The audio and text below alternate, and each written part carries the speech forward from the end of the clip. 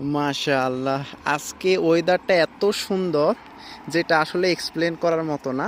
একটু মেঘলা মেঘলা ভাব, তারপর শান্ত শিষ্ট, আর হালকা হালকা একটু বাতাস বইতেছে, একটু ঠান্ডা ঠান্ডা লাগতেছে। যাই হোক, অনেক ফিল করার মতো ওয়েদার। সো আমি এখন উঠতেছি, এটাকে কি বলে আমি জানি না।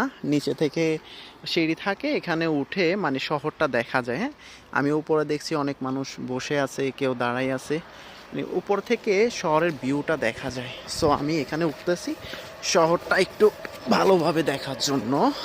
আমি একটু উঠি, উঠার পরে ক্যামেরা দিয়ে দেখি যে কেমন হয়। পড়ে তো যাইতেছি।